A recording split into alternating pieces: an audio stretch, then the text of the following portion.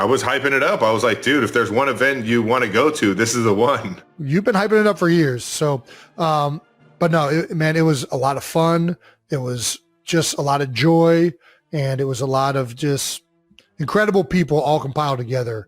So it was awesome. What was your favorite part of the gala, the entertainment night? My favorite part was probably the video at the end, even though it wasn't like the hilarious part that the rest of the night is and shenanigans, but the part with Peter. It's the part that stuck with you the most, man. I mean, it really brings it full circle as to why you're all there. Peter was one of the kids that was at Children's Mercy, and they were following him before the event, and they always do that. But this year, unfortunately, Peter passed before the event. So it was just so much more transparent of like how much you're actually affecting families' lives, people's lives by supporting this wonderful organization. So that was probably my favorite part about it. I mean, I was literally crying in the back of the freaking stage. So yeah, it was intense. Yeah, it got everybody, man.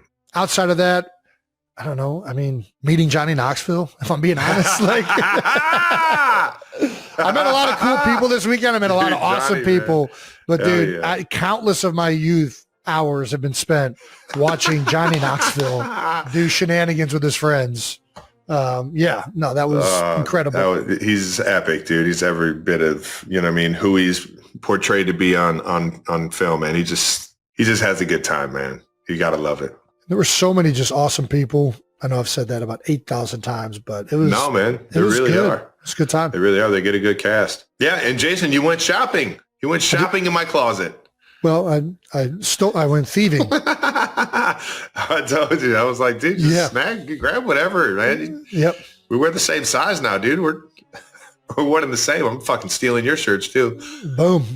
Well, I still got shirts that are too big, but I got to start resizing my stuff. I like them oversized.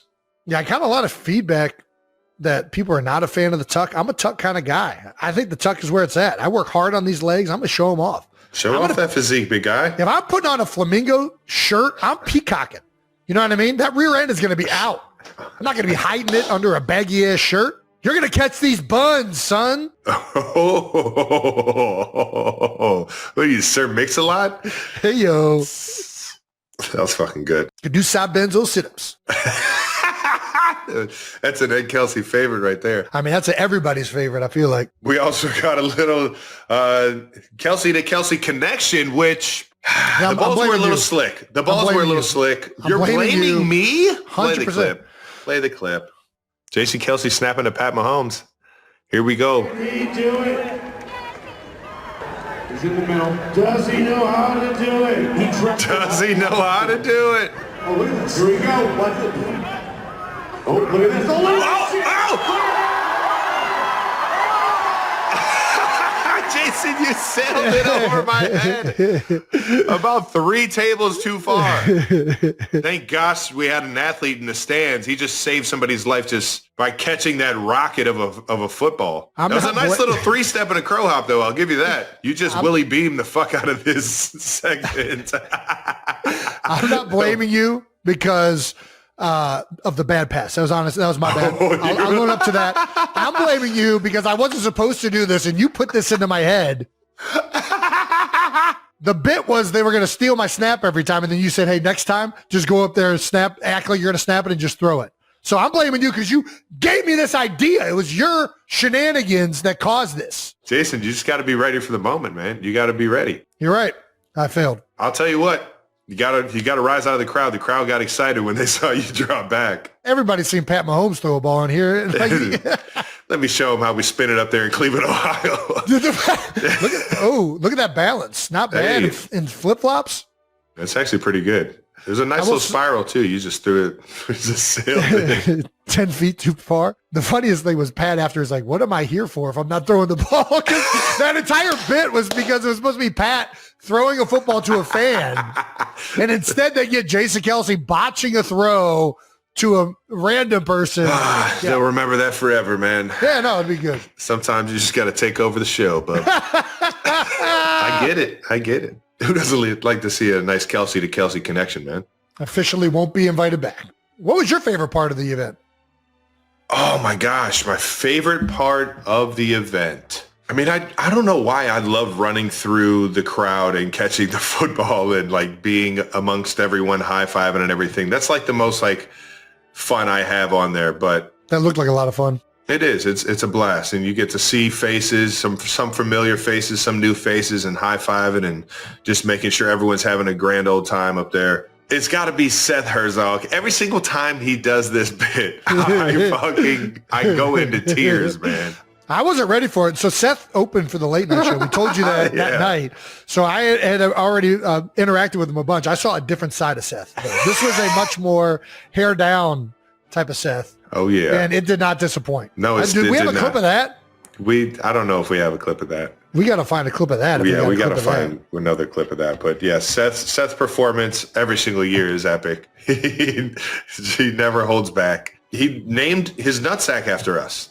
One ball was me, and the other ball was Jason, and we were honored to be. Yeah, we were honored. I've never been more honored. I'd much rather. I've been named after dogs a million times, but to be named after a nut, how many people can say that? The cojones. I'm honored. Those things are doing. Hopefully, those things are doing work. Nice. Shout out to Seth. Keep fucking killing it. I don't know what it is about Paul Rudd. I just love to hug him and pick him up and just squeeze the living shit out of him. He's such a good dude. He is. And he supports the living shit out of the Chiefs with his son, Jack. And his son, Jack, is fucking tall as shit now. I remember seeing him our first couple of years. He was still in like middle school, and now he's already in college and stuff now. So it's cool to see, I don't know, how everything's like transferred over the years. And I remember the first year they did it in what is now the T-Mobile Center, but the Sprint Center at the time. Yeah. And how much money they raised. And I was like, God damn, they're raising this much money. And this year alone, they raised $4.5 million for Children's Mercy's Hospital, which is absolutely mind blowing. But Kansas City is going to show up for their own. And they're always going to make sure they look out for the ones that need help. And that's why I love this city. And shout out to everybody at Big Slick for yet again another successful year of raising funds, man. Absolutely. Absolutely. And I'm going to say Paul gets a lot of shine. I'm going to give Mandy Rudd a shout out. Mandy's doing a lot. She's doing a lot of the behind the scenes work. Yeah. Helping that thing get off. Family. That's right. That's right. It's everybody. Everybody's got a piece of the pie. We saw Sudeikis' parents after, and we saw Stone Street's family after. It's just cool to see everyone got to see Keckner's entire family, his kids. So it's cool to like be around everyone and get to meet everybody's, significant others and their family that kind of makes them who they are. And those are all the pluses that you get from being around the Big Slick all weekend. No doubt. All right, that does it for Out of the House. Let's get to some NFL news. Hey-yo. We are less than 100 days from football being back. Yeah, it's coming. Okay, nice. All right, now. The Chiefs are in the middle of their OTAs, Travis. How's it looking? How's the OTAs looking? Yeah, I was just back there last week. Got to see a lot of the rookies and get to, jump on the field with the helmets and jerseys and just run around and see what this new fine-tuned offense is going to look like, or at least set the tone for the rest of the offseason and going into minicamp here in a few. Speaking of the rookies, I know you just glazed over, but I want to, because one of my favorite tackles in the draft, I know he's coming back from the patella injury. How's my man Josh Simmons look? Dude, Josh Simmons he's first of all, great dude. Great dude. Okay. Seems like he's embracing his situation.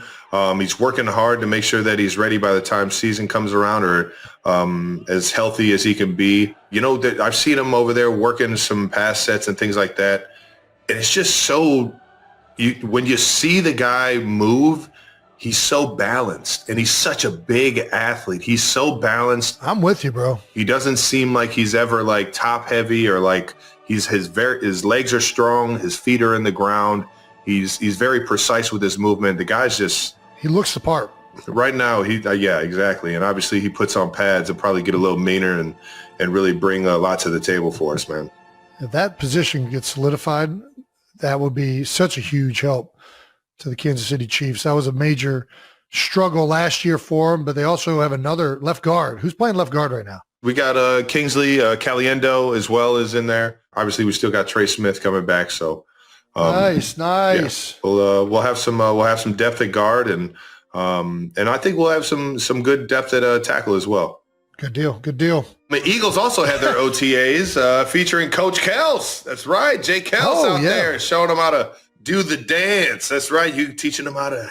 I'm just watching some big guys move their feet and hit angles and double teams. I just love that I'm in the exact same position as Stout. Like I'm just stealing all of his moves. I'm like hands on the knees, making sure I creep down, look right at the right angle to see what it looks like. But I love watching, especially new guys, the way they move and seeing things that they do well. And, if there's anything I can kind of tell them to help them out or to spot something that I like about their game or what it is, I just like being there. It also keeps a lot of stuff fresh. Like for me, you'll notice this once you stop, Trev, like every year you're out and you're not having those conversations every day and you're not talking about ball. It feels like it just starts to kind of like, you almost are worried that you're going to forget some of it. You know what I mean? So then you go back and then it instantly just kind of hits you like a lightning bolt. It just kind of recharges your brain and all this knowledge that you've built up on something so specialized that, very few people really understand the ins and outs of it. So yeah, so unique. Yeah. I like seeing the rookies. I like seeing the new guys that they brought in the off season. It's just fun to be in the building too. Hell yeah, man. So it was a good time. Did anybody thank you for saving the tush push? Multiple people said good job for sure. Nice. Got some good jobs. That's awesome. Some good jobs. It's gotta be worth the flight, right? Way to goes. I think so good team efforts. I think the Eagles are pretty happy that the proposal did not go through and that there'll be another year of tush pushes for sure. There you go. I would say it's not too late, but you're down to 260, so probably no chance of you coming back. I was doing a little scout team out there. I was a little defensive end. Defensive end? When they did the rookie period at the end, I got out there, put my hand on the ground.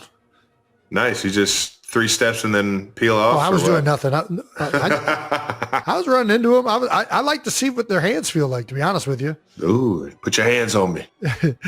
Connor had already given me the heads up that one of the guys had some pretty good hands and a punch. So I was conveniently on that side. Well, let me see. I'll be the judge of this, Connor. Go out there, just get fucking launched. I wouldn't hate it. I love it. I'm weird like that. I wouldn't mind getting screwed up. I'm a little fucked up. I like to get a little dirty. Break your nose. Oh, cool. All right, now let's keep this thing moving. It's cool to see you out there on the field again, brother. Before we get to Shaq, time for some no dumb questions brought to you by Perplexity AI. Discover fast and reliable search with Perplexity AI today. From Anime in a Day Dude. Out of curiosity, if Kings Island or Cedar Point designed a Kelce-themed roller coaster, what kind of coaster would it be? How fast would it go? And how many times would it go upside down? Interesting. I don't think I've ever seen a ride where you're literally upside down the entire ride. So I think that would be pretty cool. You get in it and immediately just turn upside down and it fucking takes off. I like it. That sounds really fun. I do love roller coasters that go upside down. I like ones that like spin you around. I'm a big fan of those. I'm also a big fan of the high hills. The big drops, yeah. I feel like a Kelce theme is like a Splash Mountain. We're more of a Splash Mountain kind of crew. You think so? I don't know. Yeah. But it's not water. Cool, it's not water. It's something else you're getting splashed with. Garage beer? Garage beer. It's a lake of garage beer. Forcing everyone to be drunk and get sticky. Just covered with it. That sounds miserable. Nobody's going to go on this. What were your favorite rides growing up? Millennium Force. Big Drop.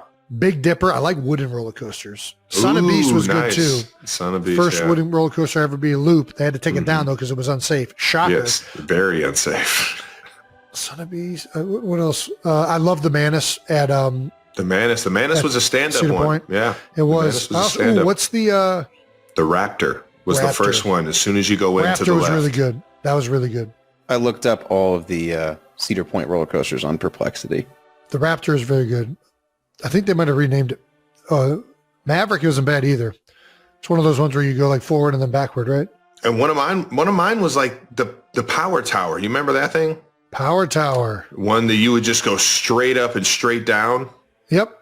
It's like a drop. Oh my gosh. Just the entire time. It just feels like you're free falling and then getting rocketed straight up into the air. That was also the most terrifying one for me because I was just like, there was just like the seat and then I was 40 stories up in the air. That one is scary. I would say it would have to be a mixture. I remember going to Disney Quest as a kid. We already talked about Disney Quest.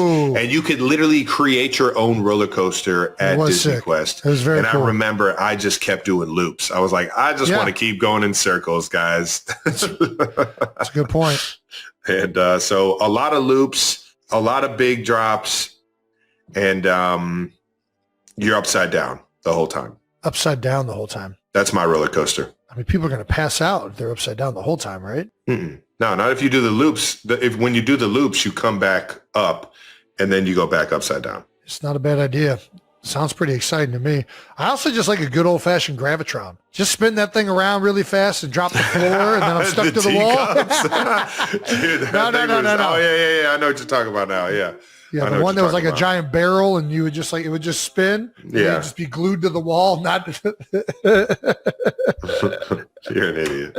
That was the most simplest concept ever. Sometimes simple is better. I don't know. That's it for No Dumb Questions, brought to you by Perplexity. Let's get to the Shaq interview. Thanks again to our partner, Audible. Oh, nice delivery. Craving your next action-packed adventure? Audible delivers thrills of every kind on your command. From electrifying suspense and daring quests to spine-tingling horror and romance. Oh, unleash your adventurous side with gripping titles that keep you guessing, like exclusive, captivating Audible originals. That's right, new releases and bestsellers. That's right, like First Lie Wins by Ashley Elson, or The Girl on the Train, sounds interesting, by Paula Hawkins. I wonder where she's going. Audible knows there's a greater thrill out there than yours. Discover what lies beyond the edge of your seat on Audible. Start your adventure today. Sign up for a 30-day trial at audible.com/new heights. Why read when you can listen? Now, a moment brought to you by American Express. That's right. What region in the U.S. has the best food, Jason? Oh, man, that's tough. They're all so good. I think we can definitely agree the worst is anywhere in the middle of the country. But it's also kind of the one I love because it feels so nostalgic. You don't think East Coast, West Coast, and Southern food is the best? No. Barbecue, baby. Barbecue, I mean, that's kind of Southern to me. I mean, I know Kansas City kind of Southern? What's Southern about barbecue? Everything. Like what? Barbecue's synonymous everywhere, and obviously it's synonymous with Kansas City. But like when I think of barbecue, I think of down south. I'm just going to be honest. I think of Texas. What? I think of Texas. I think of Alabama. I think of like all the places where there's like endless amounts of barbecue food. There's endless amounts right here in Missouri and Kansas. Travis, are you saying that Kansas City has the best food out of everywhere in the country? I'm just saying you're out of your mind if you think it's touching the East Coast, the South, or the West Coast. To each his own, Jason. With Amex Platinum, you get access to global dining access by Resy when you add your Platinum card to your Resy profile. You can experience some of the hottest restaurants with access to exclusive reservations and even be notified when hard-to-get reservations are available. That's the powerful backing of American Express. For full terms and to learn more, visit americanexpress.com/withamex. Thank you to our partner, Boar's Head. Break out the good stuff this summer with premium grilling products from Boar's Head. Travis, what are you topping your burger or your Frank with? I'm more of a burger guy. I think, I like double burger, double patty, double cheese, lettuce, tomato. I like a nice little special sauce in there. Maybe like a little truffle sauce, maybe a little truffle ketchup. And then I like a nice toasted bun. Ooh. Yeah, you better toast it. I like it toasted and buttery or like really like juicy. If you're scratching your head about how to top an awesome burger, don't sweat it. Boar's Head has your back covered with a bunch of premium recipes. That's right. They've got the toppings for everything from classics to epic steakhouse style burgers, you name it. Maybe you're in the mood for the ultimate summer Frank instead. Jazz it up with some Boar's Head premium condiments, such as garlic aioli or pepper house gourmets, and add some horseradish bread or butter pickles or classic sauerkraut. That's right. For the adventurous griller, explore their premium collection of chicken sausages and brats, or add their generously sliced bacon to any creation. Now, don't forget the finishing touch, cheese. From classic taste of American to bold flavor of their caramelized onion Monterey Jack. That's right. It's quite the adventure. Boar's Head premium cheeses complete any grilled favorite. This summer, top it with taste and head to your local Boar's Head deli to discover the craftsmanship behind every bite. Boar's Head, committed to craft since 1905. Yeah! Look at that. Ooh, baby. Got the glasses on. He means business.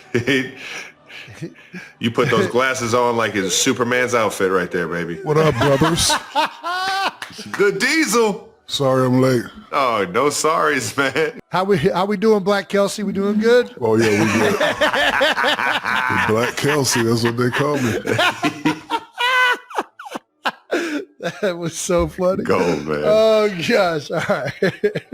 Who's the guy in the green fucking shirt?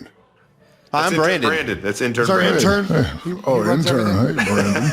I'm doing my best. Make my way up in the world. Yeah, you're good, Brandon. Thank you. Let's roll. Our guest today is 7'1" center from Louisiana State University. Louisiana. That's right. He's a 15-time NBA All-Star, 4-time NBA champion, 3-time Finals MVP, God damn. a league MVP, Olympic gold medalist, and an NBA Hall of Famer. You know him as the Big Shamrock, the Big Aristotle, Oh, yeah. the Superman, Shaqtus, the Diesel. We got him. AKA, Shaq. AKA the Black Kelce brother. Let's go. 92%ers, can you dig it? Please welcome Shaquille O'Neal. Yeah, baby. You know, it's crazy. I was thinking if we would have grown up together, we would have fucking been crazy. Us three at the same high school, I would have been fucking. It would have been so fun. Been fucking mayhem. We would have had a blast, man. You would have blended in perfectly in the Heights, baby. Yes, I would have. Man alive. Appreciate you joining. Well, how we doing? I can't complain. Thanks for having me. You know, I love both of you guys. I want to say I'm proud of both of you guys, and I appreciate our friendship. I know we don't see each other a lot, but when we do see each other, it's all love and respect. Always, even though I am who I am, I'm still a fan of the game and a fan of sports, and the way you two gave your all, much appreciated. You know it, baby. Well, thank you so much, Shaq. Yeah, This we is took awesome. We took notes by how you played it and how you've done it in life, Hell man. yeah. I'm still taking notes by how you did it, Hell man. You yeah. got to get me on the DJ booth, man. You got to teach me your ways, dog. Brother, Yeah. I got you. Whatever you got. And you know what's crazy? You opening up for your girlfriend, bro, you'll be a fucking star. 10 minutes, hyping up the crowd. Oh my God. Come I on got now, a nice you know little I'm a 10 hype minutes man. for you. You know I'm a hype man. You can get Yeah, a I know. rocket in So there. good. Have Yep. the Swifties bouncing off the walls before Tay gets out there. Speaking of Swifties, your brother did something nobody else in the world can do. He walked me right over. I got to shake her hand. Oh, and, nice. And you know, she was with Ice Spice. I was more on Ice Spice than I was on your woman, but thank you, brother. Gosh. I appreciate you very much. I was Ice like, is hey, awesome. Taylor, oh my God, Ice Spice. Hey, boo-boo, how you doing? Man, that was awesome. That was awesome. That was the Super Bowl I like to remember. No, man, I appreciate you saying that, man. You mentioned this already. You were on Inside the NFL, and you said if you played in the NFL, you'd be known as a Black Kelce. We're going to play this link for anybody that hasn't seen that clip yet. We thought this was one of the funniest things we've ever seen. Brandon, can we play the clip? Let's go, intern. This is what happens when you have interns that work for you.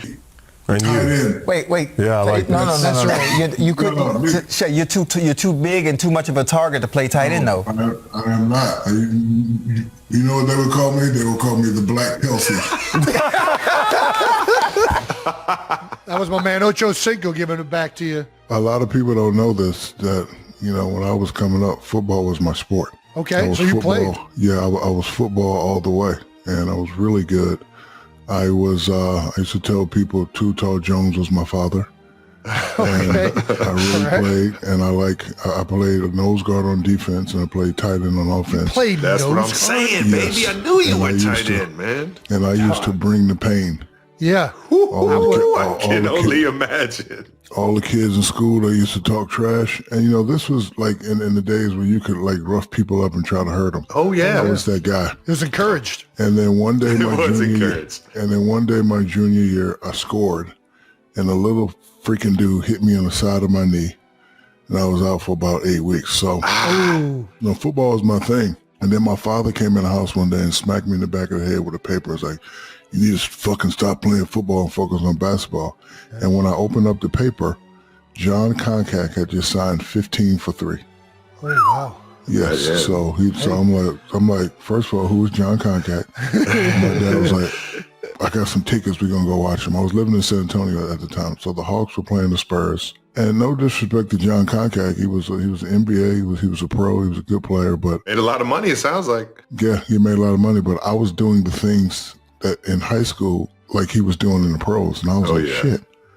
If this dude's making 15 for 3, my dream was to make $8 million for 10 years. That was my whole dream coming out. I wanted to make $8 million for 10 years, and I had it all set up. I wanted a Mercedes Benz. I wanted a Jimmy Bronco. I wanted that was my whole thing. So I started playing basketball, but I used my football pain experience when I was playing basketball. Like when I turned with the elbows up, I'm trying to knock your teeth out your mouth. Oh yeah. So no doubt. People always go back to the hack and shack, and they're like, "Oh, well, he got fouled a lot." I never felt it. That's because of my football prowess and my football experience. But I think if I would have stuck with football, I probably would have definitely made tight end. Like I hate when people look at me and be like, "Oh, you'd be a good offensive." I'm not a lineman. I'm a showman. In the 90s, for sure. You running up and down the floor, I can see it right now. If people that say that don't remember Orlando Shaq, right? Yeah, they don't remember him running the court like that. That's what they don't remember. Duh. We had a play in high school on the goal line, alley-oop on 3. You know, alley-oop on 3? I go 5 yards in and turn towards the corner, and you just fucking throw it up, and I would fucking go get it and snag it. I used to watch I'm about to go to Coach Reed right the fuck now. I used to watch Kellen Winslow.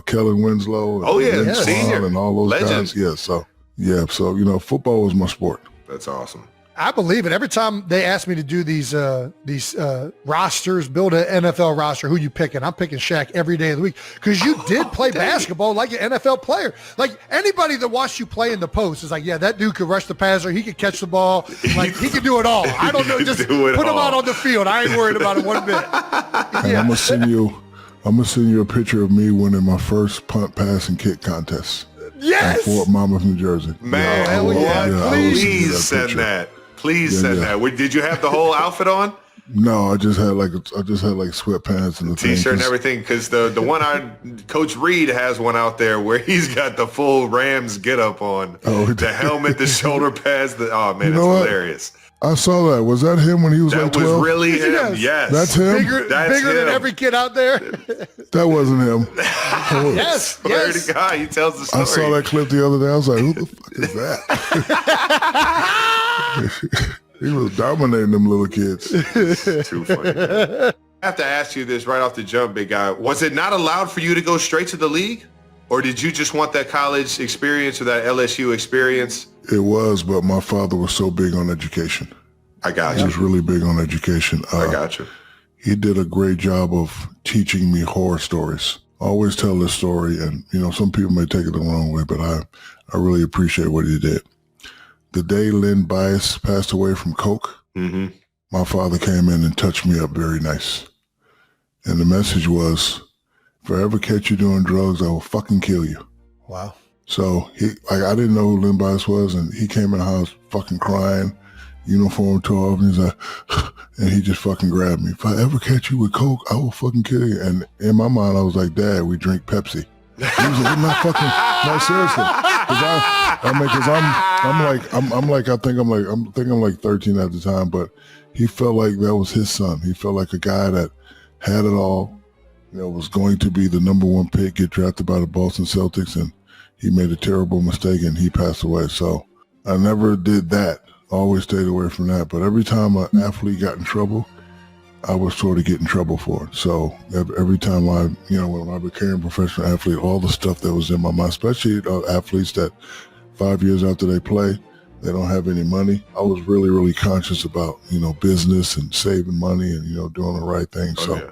Hell yeah. I'm telling you, Diesel, I'm still taking notes by how you're doing stuff. You've done it such a professional way, your professionalism on the court, off the court, in the business world, man. I've been taking notes for a long time, man. You've been doing it the right way.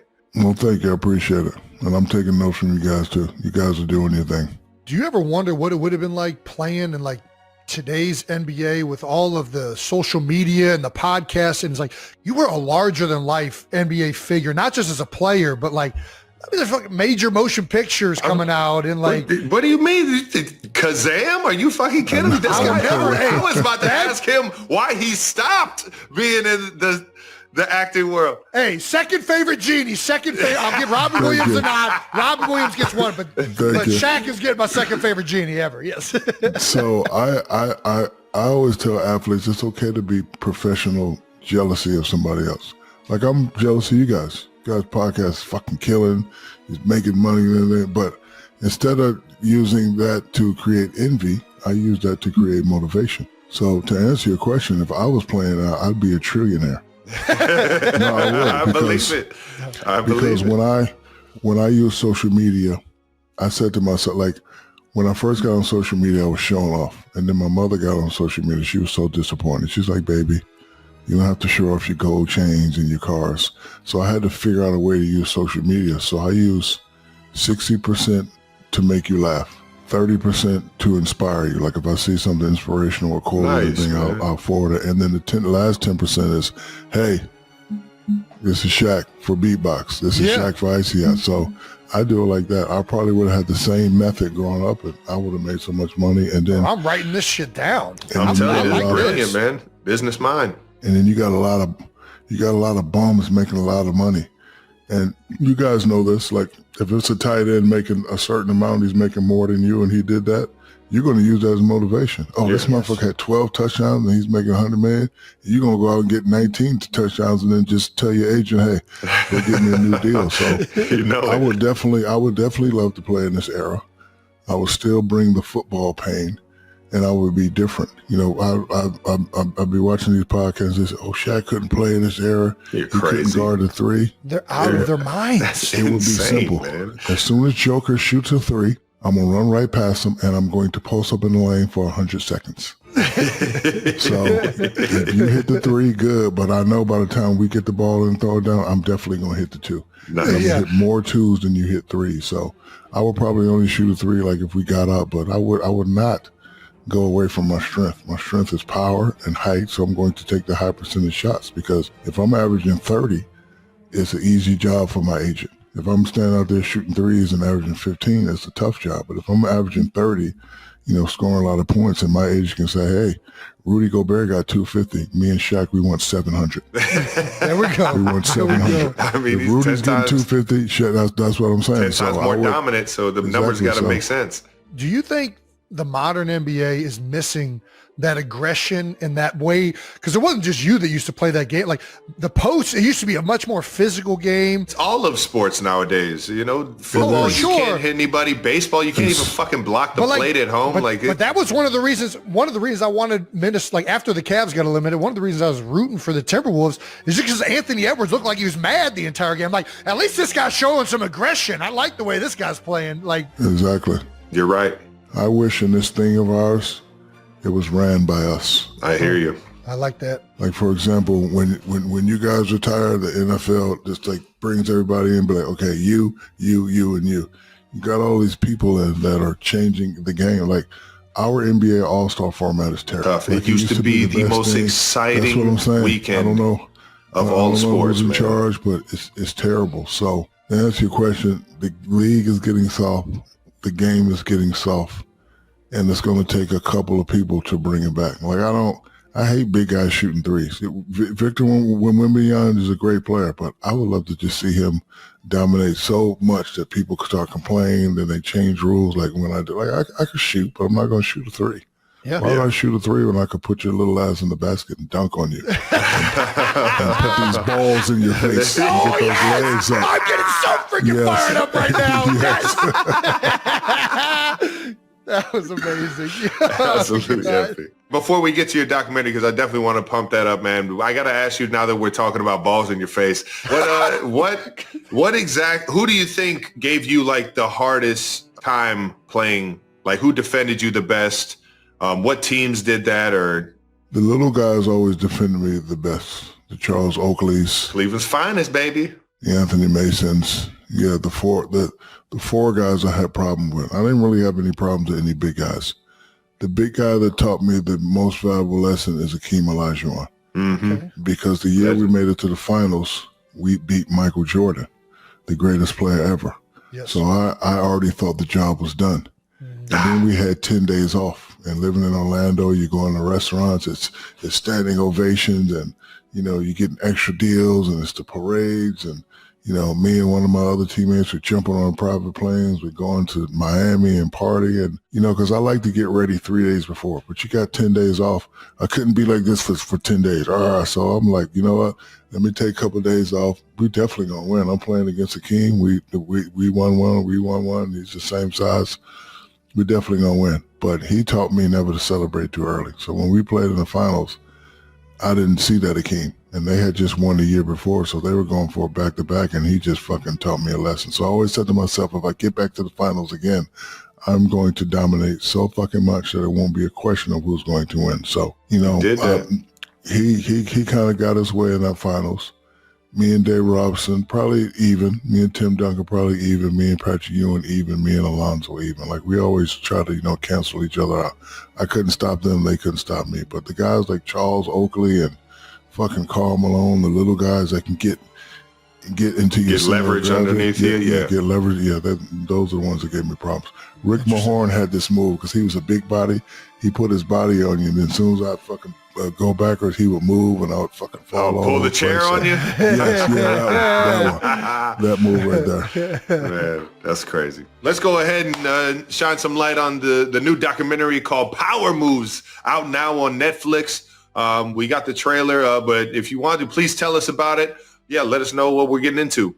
So when I was coming out of high school, I went to Nike and I went to Reebok. Reebok gave me my own deal because, I wanted to have my own shoe and all that. So signed with Reebok, got away from Reebok a little while, started my own shoe brand, which is still out there. The Shaq brand, still doing very well.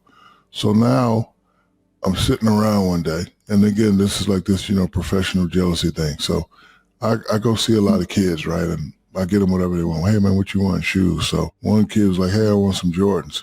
So I bring a whole bunch of Jordans to the place because I don't really care. Like a Jordan, Under Armour, Puma, whatever the kids want, I'm going to take care of it. Yeah. So the kid goes, no, man, I want some Jordan 11s. I'm like, what the fuck is Jordan 11s, right? And so I go look, and Jordan got all these fucking shoes. So now I'm jealous and I'm pissed. I'm like, the fuck? Where are the Shaq ones, the Shaq 2s, the Shaq 3s? So I called Reebok, and it was like, hey, man, we've been purchased by Adidas, and we're not really doing much. I'm like, what do you mean we're not doing much? We need to fucking do a deal now. We get some Shaq 1s, 2s, 3s. So the company that I'm with, Authentic Brands Group, I went to my guys, Jamie and Corey, and I was like, man, we need to buy Reebok. Because I remember at a time we were never number one, but we were never number three. We was always a respectable number two. They got Mike, we got Shaq, y'all got LeBron and Kobe and all those guys, and we got AI. We was right there in the conversation. Mm-hmm. The first valuable lesson I learned, because when I came in, I was like, hey man, where's the high tops? Mm-hmm. They was like, we don't do high tops. Like, I don't give a fuck what you don't do. We're doing high tops. And then I brought my son in to help me speak the language of these youngsters, because as you guys know, these fucking youngsters are crazy. Different dudes, man. Different dudes, man. So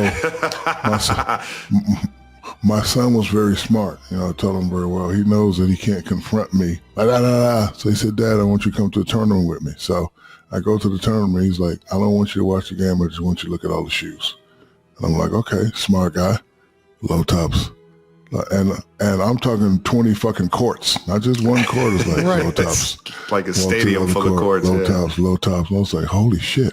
Everybody was right. We don't even do high tops no more. So everybody's shooting threes, man. My attitude, but like I said about the championship experience, I said, okay, I know I'm the president, but pipe down a little bit, and you don't have to, come in with your shoulders all broad. Just listen to the people and see what they say, and just be a great teammate. So we launched our first shoe, Engine A. And the first signing I had to make was Angel Reese because I know her. Oh, yeah. Because The LSU she's connection. the type, that's right. She's the type that. So I went to her, I said, listen, I could do something nobody's going to do for you. What's that? So I can give you your own shoe. You want to go to Nike and wear everybody else's shoe, or you want to have your own shoe? Like it took Asia Wilson, the best player in the league. She's been in the league all night long, but she just now got her first shoe. I said, I can do that for you right away. So that was my first signing. We're going to go young. I signed a couple of young guys, and we're just going to, regrow the brand and, just keep, putting ourselves in position because it's way too many shoe brands out there now. When I was coming up, it was Nike, Reebok, and maybe Converse and maybe Puma. Now and I'll say this, not to interrupt you, Shaq, please do this and do it right because there are not only there's so many shoe brands, they're all such shit. They're made so cheap, they don't feel good. Trav knows this. I've been complaining about cleats in the NFL for like the last 10 years, Trav. Like something has happened where I don't know if they've gone to cheaper materials or what's happened, but my feet doesn't feel right. It's definitely the materials. They're going for lighter materials and you guys have a shoe deal? Trav does. I got an on the field deal, yeah. Off the field I wear Jordans on the field. Like they're because they have that old school retro Jordan high top from the 90s that I really love. I don't know how long your deal is, but whenever y'all want to talk about Kelce cleats at Reebok, I could fucking walk you in. Hey, come on now, baby. Right now. Dog, you are getting me so excited. I'm serious. I could walk you in personally. I got the key card. We get the football pumps going, baby. Okay, well, so hey, whenever y'all want to talk business, let me know. Reebok was they were sponsors. People forget they were the NFL sponsor when I first got into the NFL. Yeah. They did everything. So, like full, just all around work. Man, I ain't done everything. Come on now. There's no way. You know what? Yeah, they're in the way at some point. Some point, man. You know what it is? I love Fox. I absolutely love that. But I just want to. He works so much, and then I want to go here, I want to go there, and I can't do a lot of things because I got these commitments and schedule stuff. And I think at some point I have to look at time lived and time left. I got you. I hear you. You guys are young, man. Y'all enjoy. You got more time ahead of you than behind you. I got more time behind me than ahead of me. So I'm starting to look more in that vein of life. And I'm not just going to completely disappear. But another thing is I love business and I got a lot of other businesses that I do. And and those things interest me like football did because I had to learn them. Like I had to learn football later. And I love doing those things. And I think I could get a lot of, validation or out of just, not feeling completely retired and doing nothing, but that gives me enough. And on top of that, I do Fox until they throw me off of Fox. Man, I don't want to be 80 years old on Fox, but I'll stick around a little bit longer. You got some fun stuff coming up with Smack Entertainment, right? You guys got some docuseries coming out, right? Yeah, we got a docuseries coming out, Coach Vic. And this is the second one we did with Mike. Because Mike, we did the evolution of the black quarterback with Vic. Yeah. Yep. And which Andy Reid, your coach, played a big part in that doc because think about the quarterbacks, McNabb, Vic, all these guys that he really brought in and gave a chance when other people probably wouldn't have. So he's been very instrumental in that. So documentary, that, and now we have Coach Vic and his foray into coaching at Norfolk State. That's Norfolk State, baby. Him and Deshaun Jackson going at it right there. Two former Eagle greats. I came down for GMA and I was at the stadium and we had both of them there because they were doing the game there and at the link. And I'm like, I felt out of place in Philly, man. All that Eagle stuff. I'm like, we could have done this at a neutral site. Don't bring me over here to interview these guys at this point. But right. So we got Coach Vic coming up. We have a movie coming out too. I'm going to screen it after we get done here. And that one is about John Madden. We did the documentary on the Madden video game. And then we did Bill Belichick on the Madden Cruiser for the Super Bowl in New Orleans. We produced that. And now we're doing the Madden movie with David O. Russell directing. Christian Bale plays Al Davis. Nicolas Cage plays John Madden. And so that I'm going to screen now because that's coming out. Man, I can't fucking wait, man. That's going to be good. That looks awesome, man. That looks so fucking awesome. It's going to be incredible. And obviously, John Madden he's one of the biggest personalities that I like. He was the world when I was growing up. And I can only imagine what it was to actually be in a room with him and to enjoy who he was as a person, man. Well, those pregame meetings. I mean, imagine doing those pregame meetings and you're meeting with John Madden. Yeah. That's crazy. Good. And then you're at the stadium and that bus is sitting there and you're like, oh my God, John Madden Theater. That was more pressure than freaking John Runyon. I got to ask you, you brought up John a couple times. I do got to ask you this. I see the highlights and I see a lot of Michael Strahan highlights. I know you've always given John his credit as being tough, physical, but what was it really like? What was it like for Michael Strahan going up against John Runyon? Tough. Easier when he first got there because he was in Tennessee.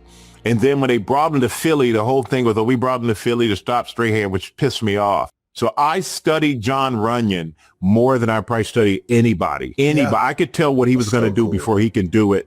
I could tell he was going to fart before he farted. That's how much, that's how much I knew that cat, right?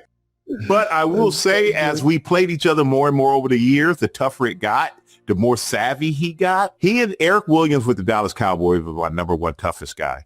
John Runyon and Leon Searcy, who was the offensive tackle, played in Pittsburgh and then in Jacksonville, where they were 2A and 2B. And so freaking strong and tough and smart. And I love John because John made me a better player. Those three I named made me a better player because playing against them made everybody else seem easy. And even at my Hall of Fame induction, John came, which meant the world to me. And I had to give him a shout out. So I said, John Runyon, 6'7", 350 pounds, whatever, of twisted steel and no sex appeal. So I thought I was going to give him a compliment. Hell no. Yeah. Could you have ever called out that he was going to be the VP of rules and policy and dishing out fines for guys that are giving late hit and cheap shots? It's kind of like, what's that, Catch Me If You Can character? That's exactly what it is. Hired a guy who does the crime so that you know who to catch doing the crime. And John, man, I couldn't believe it. I'm like, how are you finding anybody? We should go and retroactively find your ass for what you were doing. Oh man, that's so fucking good. All right, man, we gotta wrap and get you out of here, big dog. We appreciate the time, but we always end these interviews or these talks with a welcome to the NFL moment, man. What was your welcome to the NFL moment, Stray? Oh man, I've had. Well, one was I was actually playing in the game. The other one, I was just actually a rookie at the game. As a rookie at the game, we were playing the 49ers in the playoffs in San Fran. And I just remember being there, and I'm coming from Texas Southern, man. I'm watching Steve Young, Jerry Rice, Ricky Waters, all these guys, and I'm like, can I have your autograph? That's what I wanted to do. I want an autograph. I didn't know Jerry Rice coming out there running like a damn stallion. And that was the most amazing thing. But my welcome to the NFL moment was playing the Cowboys, playing against Eric Williams. And we're out there and we're fighting, man. We're battling. And I'm like, you know what, mother, you wait till next time. I'm going to do that. I'm going to do that. I would do that. And he looked at me and he said, let me tell you something, young fella. That may happen in the future, but right now, you just take this whipping like a girl. You take this ass whipping like a man. You just take this ass whipping like a man. Oh my gosh. Whoa, okay. And he was right. Sometimes you gotta take that ass whipping like a man. And that was my welcome to the NFL. There's some bad boys out here. Always king of the jungle. I love that. That is so good. That's similar to mine. I've told this. We probably won't even put it in the episode, but I got to tell you this after that. I got Jay Ratliff with the Cowboys. And it was my first time playing like a head up nose. We're 5-0 and everything. So it's me and him one-on-one. And he was whooping my ass. Like I could not block him. He didn't have a sack. I get a holding call later in the game, and I didn't think it was a good call. I start yelling at the ref, and I look back at Jay. I'm like, man, you know that's some bullshit. He's like, son, I've been whooping your ass all day. I had to figure I deserve one of them. You know what? I ain't got nothing to say. Yo. You're right. But we all have that one guy, man. Yeah. All got that one guy, and we all had those moments. But hey, if you didn't have those kind of moments, you didn't play football. Seriously. Travis, who was yours? What was Man, your moment? I had about 5 of them. I had a guy. I had one of those guys on every team. Actually, it was just about the one I saw twice a year was Von Miller though. Von and those when they were on those Super Bowl runs with Peyton, man. Von was he was a beast and he was mean, man. I've learned to know Von. Von is like he's a great guy.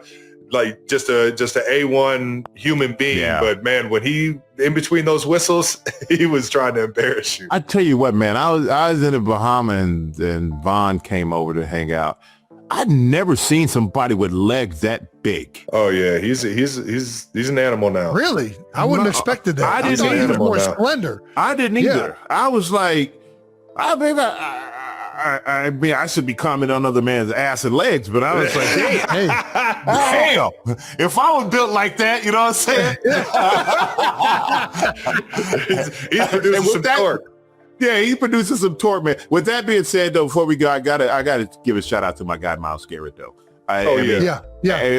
Incredible season, unstoppable, unblockable player, man. I've never, usually a guy has like one move or something like that in the counter. There's nothing he doesn't have, and it's like you watch him and going, how could a guy that big be that fast and lean that low? How could a guy be that big and that strong and run somebody over? How does he open at the hips and come inside? He's such a savvy ball player too, man. He knows what's coming. But yeah, congrats to Miles, man. Incredible season. I'm so happy for him, and he really is a good dude, man. I've had a chance to have lunch and spend some time with him and hit him up and talk to him before and after that. And I always try to encourage him because, as you guys know, we play, and pretty soon we're just another guy who played in the league in so many ways, and it's time for the next generation.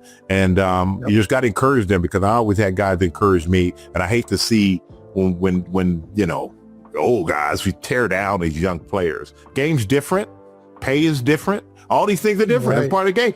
I remember making $3 million a year, and I was the highest paid defensive end in the league, and that was a big deal because I was making as much as or more than Bruce Smith and Reggie and all those guys. And then I ended up jumping up like $8 million a year, and that was unheard of. Now, 5 times that'd probably be the going rate. But you can't think back, because back then, like that was doing well in those times. So I always want to encourage these young guys, and I always want to encourage these older guys, encourage these young guys, man. Don't just look at them as if you didn't play in my era, you couldn't play.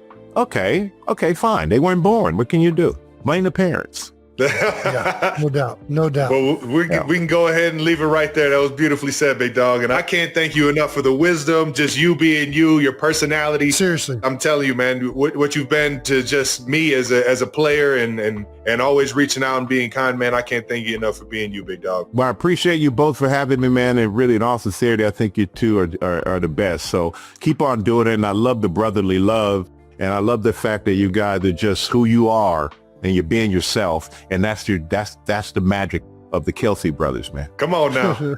Thank you, big dog. I appreciate Mike. You're the best, brother. All right, fellas. Baby.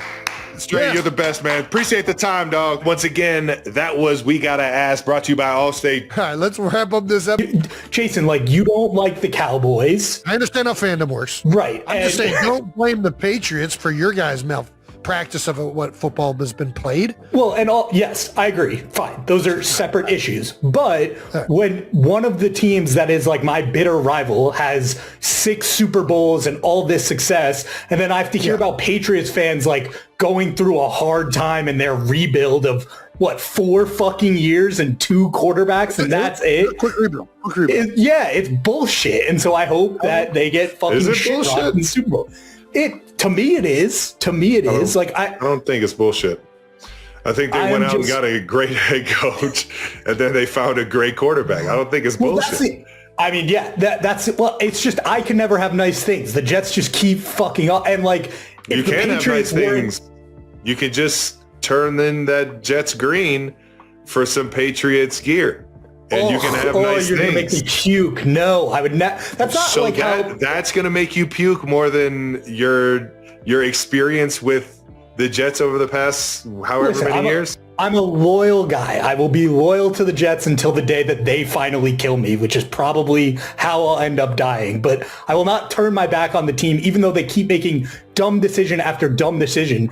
And if the Patriots weren't smart enough, they'd probably have Gerard Mayo and we'd have Mike Vrabel. So like that makes it even worse, is that I have to watch Mike Vrabel, who was in all likelihood probably going to be the Jets coach last year, go do this with the Patriots. It's a nightmare of errors.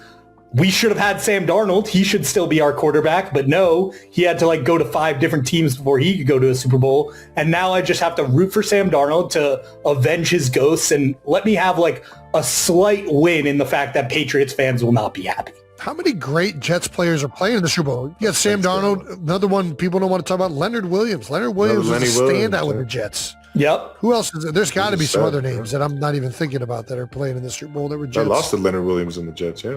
I can't think of many off the top of my head, but Well, all I'm saying is it doesn't sound like you can blame the players or the Patriots. I just don't want good things to happen to that franchise. In particular, like the people who root for that franchise are like people who have been tormenting me personally for 30 years. And those people don't change. You know what I mean? Like the Patriots fans who are rooting for Tom Brady and being like, ha, ha, ha, fuck the Jets. They're the same people who get to enjoy Drake May now. So I understand it's like a different team, but I will not be happy for them. All right. That's understandable. Understandable. Who are you rooting for, Trav? I fucking love a good Mike Vrabel story, man. I love Vrabes. He's always been the fucking best, man. It just felt like he would have been an awesome coach to play for. But I do love the Sam Darnold story. I got a lot of guys over in Seattle that I admire. It's a tough one. There's a good storyline on both of them. Cincinnati Bearcats got Kobe Bryant over there playing DB. I'm rooting for him. I'm rooting for AJ Barner, another Cleveland kid. Both of those guys out of Cleveland. So I don't know. Sam Darnold is, I like that story right now. And to see him flourish would be pretty damn cool to see him go from where he's been to winning a Super Bowl. I like Sam Darnold. I love the Seahawks defense. I like the way they play. There's just a certain amount of respect that you have. Kenneth Walker, the way he was running this last game, oh my gosh. He's a beast. But then there is, I like Drake May. I like the rookie quarterback. Yeah, I there's like nothing Braves. to not like about the Patriots. It's just the story. The over defense, Seattle. I don't know, man. I like that defense over there in New England. I like Milton Williams, my former teammate. Mac Hollins, my former teammate. Yeah, it'll be interesting. I can't wait to watch it. Mac Holland is like Anderson Varejao. He is, which I was a big Anderson Varejao fan. Who wasn't? If you were a Cavs fan. I think teams overthink the third receiver sometimes. I think Mac Hollins. Dude, he is he's been amazing everywhere he's been. He really That's what I'm has. saying. They all, I feel like they're always trying to get like this shifty, like route runner. And it's like, dude, it's so much better. Get the guy that just plays ball, man. Dude, get into 11 personnel and have a guy that can do all these things that you can do out of 12 if you want to play nickel. And I don't know, man. I just think and then he's also like a mismatch height-wise and size-wise for a lot of the safeties trying to guard him. Like, anyways, all right, let's get back on track. Stamp of the week. I'm going to go our old Cincinnati GA. Yeah, Jesse Minter. Obviously, his father is a well-renowned coach in the college and NFL, and Minter has been unbelievable since he's been with the Chargers, really since he's been in Michigan under Harbaugh, but now is the new head coach of the Baltimore Ravens. Has some big shoes to fill over there in Baltimore, but happy as hell for you, Coach Minter, and good luck in the AFC next year, brother. That's a great one, Trav. I love that one. I'm going to go, I mean, we just talked about hating the Cowboys and Jets Jake hating the Patriots. I'm going to go with former Cowboy DeMarcus Lawrence. This is a great quote, man. Dude, he called this back then. And I when he said it, I was like, this is a bit much. But goddamn, I got to give him credit now. DeMarcus Lawrence said back in March when he signed in Seattle and left Dallas Cowboys, where he had been his whole career. Yep. He said, Dallas is my home, but I know for sure I'm not going to win a Super Bowl there. And DeMarcus Lawrence is now going to the Super Bowl with the Seattle Seahawks. God damn it. And it's aged very well. He also got into a back and forth with Micah Parsons over this, where Parsons was kind of calling him out on his podcast or whatever platform that was, and D-Law shot some words back at him. And now neither are in Dallas. But yeah, there's one common denominator. But either way, DeMarcus Lawrence is, this has aged very well. It'll age even better if they end up pulling a win off against the Patriots. And maybe I should wait on this. Should I wait until after the Super Bowl to make this the stamp of the week? Is it not good enough until he's won the Super Bowl? Nah, that's it. You gotta cash. Yeah, you gotta cash in on that when you can. D-Law, just the fact that you called this and you're in it is enough for me. And broadcaster Tony Romo claims he intentionally referred to Taylor Swift as Travis Kelce's wife in an on-air moment that went viral in December 2023, a year and a half before the couple announced their engagement. Romo, 45, let the word wife slip on broadcasts twice during the 2023 season when Swift, 36, was first supporting Kelce, 36, and the Kansas City Chiefs at games. In a new interview SiriusXM's The Morning Mashup on Thursday, January 29th, the former Dallas Cowboys star said he did it on purpose to kind of play with the fans a little bit while calling Chiefs games that season. I was like, and there's, I think I said, his wife. I did that on purpose and people were like, do you know something? I was like, nah, I just wanted to make you guys think for a second, Romo said, claiming it was an attempt to just mess with you a little bit. Answering a question about how he kept a balance in the broadcast booth as he called the first Super Bowl since the mega-famous couple began dating, Romo said, it was so difficult. I don't know how I got through it.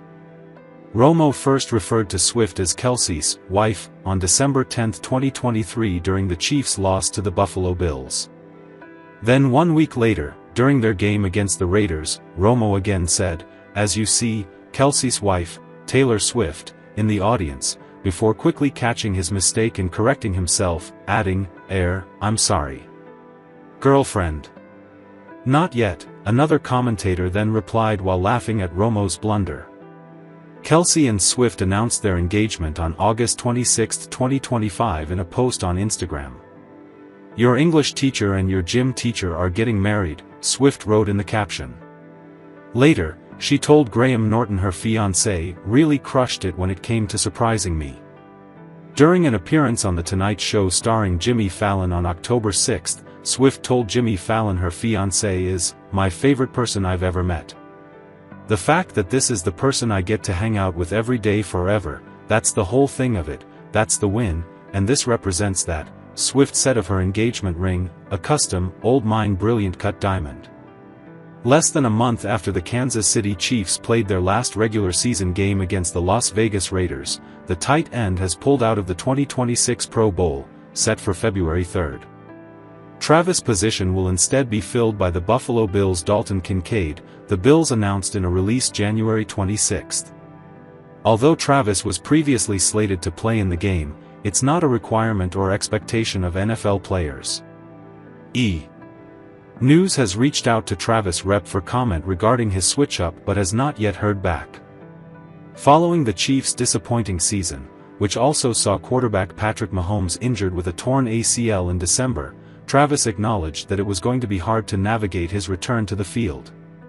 It's a tough way to go out, especially with the amount of success and the standard that you hold, Travis admitted during the January 7 episode of New Heights. I think, just being a regular human for a couple weeks, maybe a month or so, trying to figure out what I'm gonna do next in terms of my future in football. Nevertheless, the 36-year-old, who got engaged to Taylor Swift in August 2025, noted that if he feels confident in his abilities and health, he would huddle up again, in a heartbeat. In the meantime, Travis has turned his focus to his personal life and other career ventures.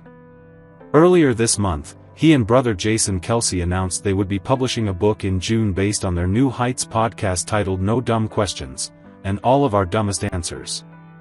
We're still wrapping our heads around being able to call ourselves published authors, Travis and Jason said in a joint statement January 14. When we started the No Dumb Questions segment on New Heights, never in our wildest dreams did we think it would become a book sitting on your coffee table. As the brothers put it, we're stoked the 92% heirs can take home a little piece of the podcast. Another exciting development in Travis' life is, of course, his upcoming wedding to Taylor. Since their engagement, the couple have kept most details under wraps, but Travis previously emphasized that planning their special day was going to be the next step following this past football season. Taylor, meanwhile, already had some ideas percolating while promoting the life of a showgirl in October. "I'm so excited about it," Taylor said during an appearance on the Graham Norton show at the time. "I know it's gonna be fun to plan because I think the only stressful weddings are the ones where you have a small amount and people are on the bubble." Indeed, Taylor admitted everyone she knows is likely to make the cut, teasing, "It's gonna be fun."